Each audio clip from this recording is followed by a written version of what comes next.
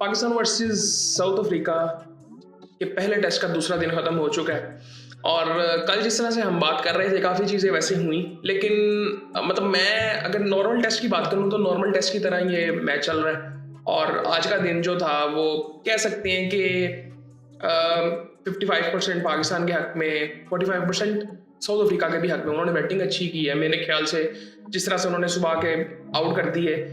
लेकिन एक चीज़ बड़ी अजीब सी हुई ना, मतलब 2 दफ़ा इस मैच में एक ही इनिंग में हुआ कि पहले 3 विकेटें गिरी कोई रन बने बगैर 199 पे 199 पे, उसके बाद आई थिंक 363 पे या 2 पे वहाँ पे भी 3 विकेटें गिरी एक ओवर में।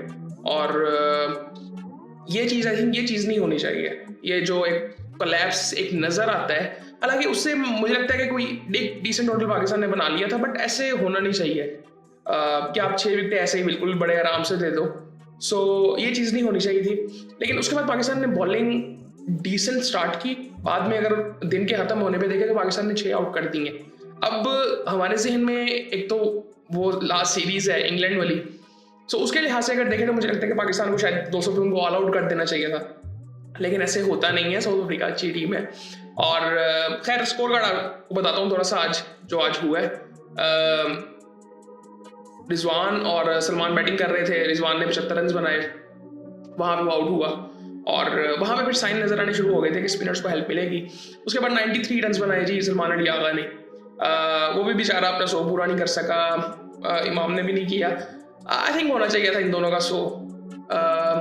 उसके बाद नुमान साजिद, मतलब साजिद ने 1 बॉल खेला, नुमान ने 2 बॉल खेले, शाहीन फिर भी थोड़ी देर खड़ा रहा, 7 रन उसने बनाए। हसन ने 3 बॉलें खेले, वो नॉट आउट रहा। सो बॉलिंग की अगर मैं थोड़ी सी बात करूँ साउथ अफ्रीका की पहली इनिंग की, तो 6 आउट किए जी मुथु सामी ने और 2 आउट किए जी सब्राइन ने और हारमन ने 1 आउट किया है। सो ओवरऑल अच्छी बॉलिंग की है मुथु सामी ने भी। और ऐसे नहीं थे कि पाकिस्तान ने विकेटें दी, बॉलिंग अच्छी हुई है वहां से। सो उसके बाद है साउथ अफ्रीका बैटिंग के लिए आता है और एक डिसेंट स्टार्ट मिलता है। मतलब जिस तरह से वो स्टार्ट करते हैं तो ऐसे लगता है कि यार ठीक खेल रहे हैं, बहुत अच्छे तरीके से मैनेज कर रहे हैं। एडन मार्गरम 20 रन बना के आउट हुआ, अच्छा बॉल उसको भी पड़ा। रेयान किल्टन बहुत ज़बरदस्त खेल रहा था, बहुत ज़बरदस्त खेल रहा था। 71 रन उसने बनाए। मोल्डर जल्दी आउट हो गया था, 17 रन उसने बनाए फिर भी।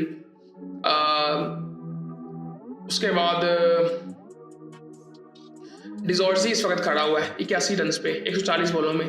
शुरू में थोड़ा स्ट्रगल कर रहा था लेकिन बाद में बहुत अच्छे स्ट्राइक रेट से ही खेलता रहा, एंड फिर थोड़ा सा स्लो हो गया था। इस वक्त अब जो सबसे इम्पोर्टेंट चीज़ है ना, मतलब यहाँ पे अगर फॉलो फिगर्स देखें साउथ अफ्रीका की, तो पहली विकेट 45 पे गिरती है, दूसरी 80 पे गिरती है, तीसरी 174 पे गिरती है, फिर 192 पे गिरती है, फिर 193 पे गिरती है, फिर 200 पे गिरती है छठी। सो जब एडन मार्करम तो आउट होता है, बड़ा जबरदस्त बॉल पड़ा, मोल्डर भी आउट हो गया।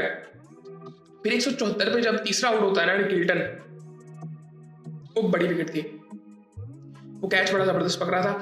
और एक जो दोनों तरफ से मुझे लगा है कल भी, मतलब साउथ अफ्रीका भी वो इतनी मुझे एक्स्ट्रा ऑर्डिनरी फील्डिंग उनसे नजर नहीं आई। आज भी पाकिस्तान से मुझे बहुत ऑर्डिनरी नजर आई है फील्डिंग। आई थिंक फील्डिंग इससे बेहतर हो सकती थी। 1-2 रनआउट मिस हुए हैं, वो होने चाहिए थे रनआउट, डायरेक्ट हिट हमसे नहीं लगती, वो होने चाहिए थे। आई थिंक मेरे ख्याल से ये मैच थोड़ा और ज़्यादा मज़ेदार हो सकता था आज।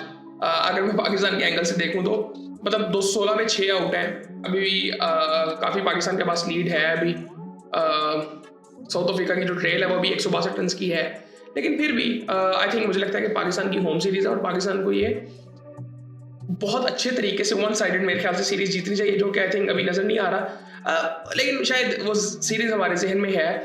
साउथ अफ्रीका अच्छी वाली टीम है। अब जिस तरह मैं ब्रेविस की बात कर रहा था ना कल, अब साउथ अफ्रीका बैटिंग के लिए आया, स्टब्स और ब्रेविस की मैं बात कर रहा था, वही चीज़ हुई ना।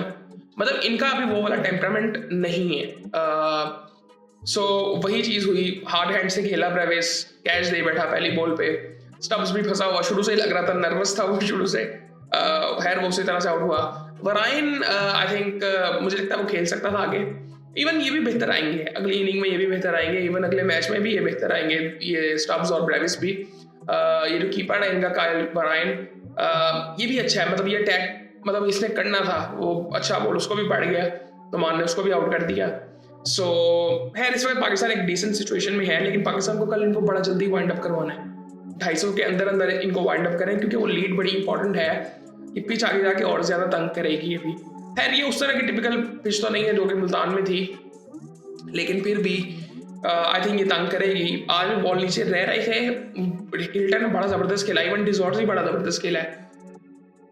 उसके बाद पाकिस्तान की अगर बॉलिंग की बात करें, शाहीन अफरीदी ने 5 ओवर किए। यार नहीं खिलाना चाहिए था शाहीन को, आई थिंक मैं पहले भी कह चुका हूँ। सिर्फ उस वजह से नहीं मैं कह रहा कि मुझे लगता है कि हमें ना कुछ हम ये चीज़ अब हमें कर लेनी चाहिए। शायद टेस्ट के बॉलर्स हम अलग कर दें। मतलब आज भी मुझे लग रहा था कि शाहीन ने जो 5 ओवर्स किए हैं वो वाइट बॉल की बॉलिंग कर रहा था, जो कि उसमें बहुत अच्छी थी। मतलब पहले अगर टेस्ट में जब वो बॉलिंग करता था, वो टिपिकल जिस तरह से वो आगे से सीम स्विंग करता था, आज वो टेस्ट की बॉलिंग वाइट बॉल की बॉलिंग कर रहा था, जो कि उसने जो हम बात कर रहे थे कि पहले वाइट बॉल में वो अच्छी बॉलिंग नहीं कर रहा था, फिर उसने एक्सेप्ट किया कि मेरी पेस कम हुई है तो वेरिएशंस मुझे चाहिए, तो वहाँ पे उसने वो चीज़ ट्राई की। लेकिन वो यहाँ पे नहीं चलेगी। यहाँ पे रबाडा को आप देखें, वो एक जगह पे बॉल कर रहा था, बाहर निकाल रहा था, फिर अंदर ला रहा था, 2-3 बॉलें बाहर की, फिर एक अंदर ले आया।